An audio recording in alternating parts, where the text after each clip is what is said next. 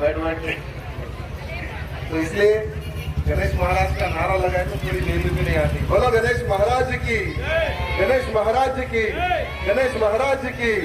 हाँ, नींद भागी ना।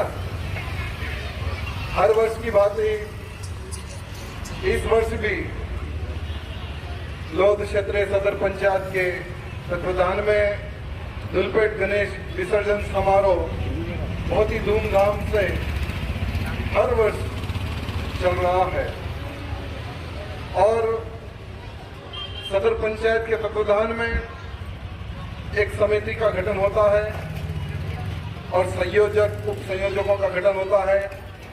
ये कई वर्षों से रीत चली आ रही है और आज इस समारोह के संयोजक रविंदर सिंह जी, भगत सिंह जी, शिव कुमार सिंह जी, विक्रम सिंह जी, भरत सिंह जी एवं जितने भी इस कार्य में, इस पंडाल लगाने के कार्य में जितने भी भाई बंधुओं ने सहयोग दिया है उनको हृदय से धन्यवाद।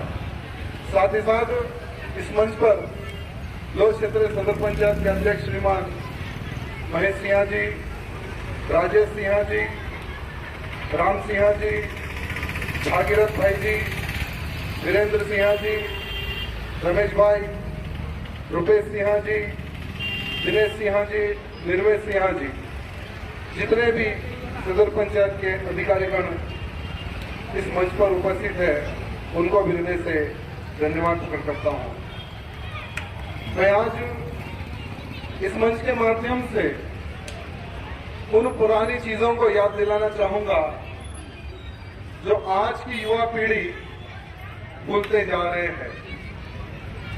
आज के अगर हम नौजवान को गणेश उत्सव के बारे में अगर पूछेंगे, गणेश उत्सव प्रारंभ क्यों हुआ अगर पूछेंगे तो एक भी नौजवान उत्सव के बारे में नहीं बता सकेगा, क्योंकि बहुत सारे कम लोग बचे हुए हैं जो इतिहास को मंच के माध्यम से बोलने की क्षमता रखते हैं। आज ये गणपति उत्सव ये आजकल का नहीं, 1893 से महाराष्ट्र में लोकमान्य तिलक जी, बाल गंगाधर तिलक जी ने प्रारंभ किया था। उनका एक ही एक उद्देश्य था कि मेरा भारत देश आजाद हो। वो समय पर अंग्रेजों का राज था भारत में और अंग्रेजी हुकूमत ऐसी हुकूमत थी, अगर 4 लोग भी इकट्ठा होकर बात करते थे उन 4 लोगों को अरेस्ट करके जेलों में डाल दिया जाता था। तो बाल गंगाधर तिलक एक स्वतंत्र सेनानी, एक सच्चे देशभक्त, उन्होंने सोचा कि हमें भारत देश को आजाद कराने के लिए हमें एक आंदोलन की जरूरत है, क्रांतिकारियों की जरूरत है और एक अवेयरनेस की जरूरत है।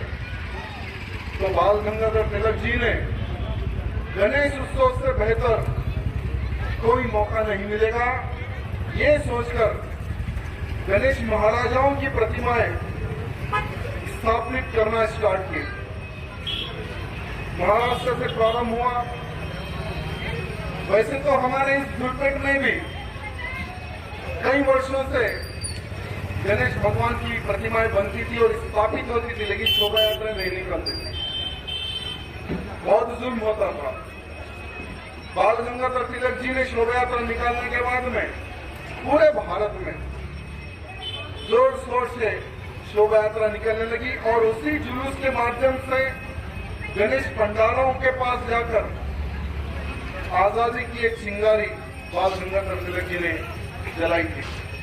और आज हमारा भारत देश आजाद हुआ तो कई क्रांतिकारियों के बलिदान के बाद में हमारे भारत देश को आजादी मिली। उसी प्रकार से आज हम उन महान वीरों को नहीं भूल सकते हैं जिनके प्राणों के बलिदान के बाद में हमें आजादी मिली। साथ ही साथ मैं उस पल को भी याद दिलाना चाहूंगा कि धुलपेट क्षेत्र ये वो क्षेत्र है जब अंग्रेजों से हम नहीं डरे, मुगलों से हम नहीं डरे और ना ही निजाम से हम लोग डरे। ये वो दुलपेट क्षेत्र है।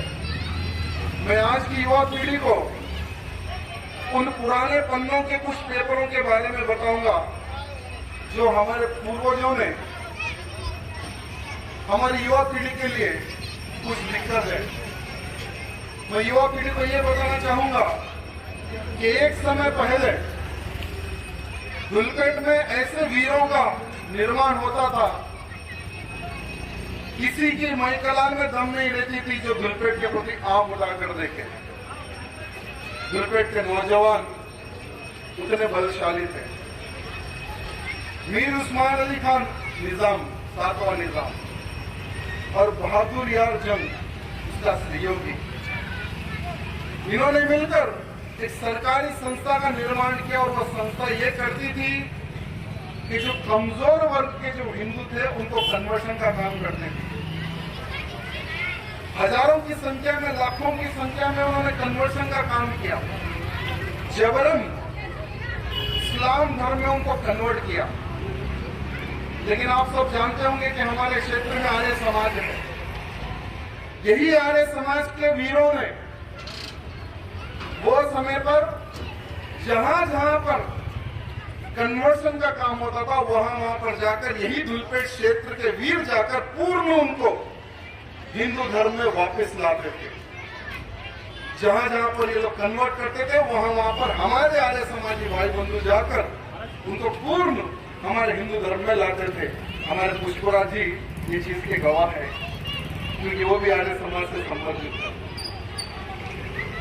जैसा ही मीर उस्मान अली खान, बहादुर यार जंग को पता चली कि दुलपेट में नौजवानों का एक दल है जिनको हम कन्वर्ट करते थे, उनको पूर्ण वो लोग हिंदू धर्म में कन्वर्ट करते थे, तो उन्होंने योजना बनाई कि नौजवानों का अता पता निकालो।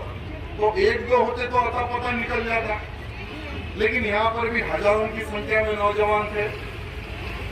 तो उन्होंने एक योजना बनाई कि इनको कौन कौन सहयोग कर रहा है उसका अता पता निकालो। तो हमें उस आर्य समाज के उन वीरों को सबसे ज्यादा सहयोग तन मन धन का बेगम बाजार के हमारे मारवाड़ी भाई बंधुओं से मिलता था वो समय पर। तो इनको पता चलने के बाद में कि हम पहले इनको जो लोग सहयोग कर रहे हैं हम उनको तोड़ेंगे, हम उनको लूटेंगे। ये निजाम ने योजना बनाई, बहादुर यार जंग ने योजना बनाई कि बेगम बाजार के मारवाड़ियों को हम हमला करेंगे और उनको लूटेंगे। तो मारवाड़ी भाई बंधुओं को पता चली तो वो लोग आकर हमारे दुलपेट के जो योद्धा है धर्म की रक्षा के लिए, जो योद्धा है मानव समाज के लिए जो खड़े हुए थे, उनको बताने के बाद में यहाँ के दुलपेट क्षेत्र के नौजवानों का ये आश्वासन बेगम बाजार के मारवाड़ी भाई बंधुओं का था कि हमारी गर्दनें कटवा देंगे लेकिन तुम्हारे ऊपर कोई आंच आने नहीं देंगे। ये आश्वासन हमारे दुलपेट के वीर नौजवानों ने, आर्य समाजियों ने दिया था। ये भी बात उन गद्दारों को पता चली कि पूरे के पूरे बेगम बाजार को आर्य समाजी के नौजवानों ने घेर लिया, हथियारबंद एक सेना का निर्माण इन्होंने कर दिया। तो क्या करें, सोच में पड़ गए। तो उन गद्दारों ने सोचा कि पहले हम इन आर्य समाजों पे हमला करेंगे। आप विश्वास नहीं करेंगे, ये इतिहासकर्ताओं ने लिख कर गया कि 60,000 की सेना लेकर पूरे के पूरे ऊपर दुलपेट को घेर लिया गया था। घेरना तो ठीक है, लेकिन उन निजामियों में वो मीर उस्मान अली खान हो या बहादुर यार जंग, उनकी सेना दुलपेट की एक गली में भी नहीं घुस सके, क्योंकि दुलपेट के नौजवान तो नौजवान, यहाँ की माताएं बहना भी हथियार लेकर उनसे सामना करी। ये हमारे दुलपेट क्षेत्र का इतिहास है। आज भी हमारे बुजुर्ग बताते होंगे कि हमारे लोग कैसा कैसा युद्ध लड़े। ना हम मीर उस्मान अली खान से हम लोग डरे और ना ही ये रजाकार सेना से हम लोग डरे। जो भी हमारे क्षेत्र में हमारे धर्म पर, हमारे देश पर आंख उठाता था उसको हम मुंह तोड़ जवाब देते थे। ये क्षेत्र उतना शक्तिशाली क्षेत्र है और यहाँ के नौजवान उतने शक्तिशाली है। मैं आज के नौजवानों को यह संदेश देना चाहूंगा कि अगर हम इतिहास को भूल जाएंगे तो लोग हमें भूल जाएंगे और हमारे क्षेत्र को लोग भूल जाएंगे। तो इसलिए मैं नौजवानों को कहना चाहूंगा कि ये जो हमारा धुलपेट का जो जुलूस है, ये ऐतिहासिक जुलूस है। और पूरे तेलंगाना में जब आंध्र प्रदेश था तो सबसे पहले जुलूस की प्रारंभ स्टार्ट यही धुलपेट से हुआ। लेकिन आज 12 बज चुके हैं और सिर्फ 3 गणेश महाराज के दर्शन हुए। और अभी मैंने इंस्पेक्टर से पूछा कि कितने गणेश निकलने वाले हैं, तो पूरे मंगलाट पुलिस स्टेशन से सिर्फ 90 गणेशों का उन्होंने हिसाब दिया, जिसमें समाज के भाई बंधुओं के गणेश 30 से 35 गणेश। यानी हम लोग कहाँ थे और कहाँ आ गए। यानी आज का नौजवान भक्ति भावना, मेरी समाज का मान, हमें हमारे छोटे जुलूस को बचाना है। हमारे पूर्वजों ने जो धरोहर हमें देकर जो गए हैं, उसे हमें बचाना है। ये आज का नौजवान उसको भूलता जा रहा है। भाई हमें गणेश बिठाना है, डीजे लगाना है, बस नाचना है। इस प्रकार की सोच आज का नौजवान रख रहा है। तो मैं नौजवान को कहना चाहूंगा कि आज हमारी सोच पर परिवर्तन लाने की जरूरत है। जैसे परमेश्वर जी ने बहुत अच्छी बात कही कि परिवर्तन, दान दहेज खर्चे में, हर चीज में परिवर्तन लाने की आवश्यकता है। ये बहुत जरूरी है। अगर हम हर चीज में अगर परिवर्तन लाएंगे तो हमारी समाज बहुत आगे बढ़ेगी। ये हमारे पूर्वज कहते थे। और आज कितना विशाल जो यहाँ पंडाल लगा हुआ है, ये आजकल का पंडाल नहीं, ये कई वर्षों से पंडाल यहाँ पर लगता है। और बहुत सारे अतिथिगण इस मंच पर आते थे। हम लोग वो समय पर देखते थे हमारे बचपन में, जब हम रानी और शिवाई जो नगर है, वहाँ से जब हम लोग बचपन में गणेश लेकर निकलते थे, तो ये स्थान तक आने तक 3 या 4 रात के बज जाते थे, यानी सवेरे के सवेरे उतने पंडाल निकलते थे। आज सिर्फ नाम मात्र के रह गए।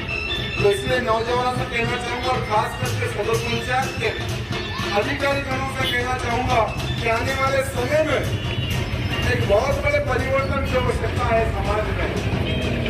इतिहास को बचाना है और जिनके कर्तव्यों द्वारा आज धुलपेट की आन शान बात बची हुई है, उनके बारे में हमें पुस्तकों के माध्यम से हो या पॉम्पलेट के माध्यम से हो, हमें हर वो नौजवान को बताने की आवश्यकता है। अगर हम देखेंगे, कई ऐसे स्वतंत्र सेनानी हमारे धुलपेट में पैदा हुए जिन्होंने अंग्रेजों से युद्ध किया। कई ऐसे स्वतंत्र सेनानी हैं जिन्होंने रजाकार की सेना से युद्ध किया, जेल तक गए, उम्र कैद तक हुई।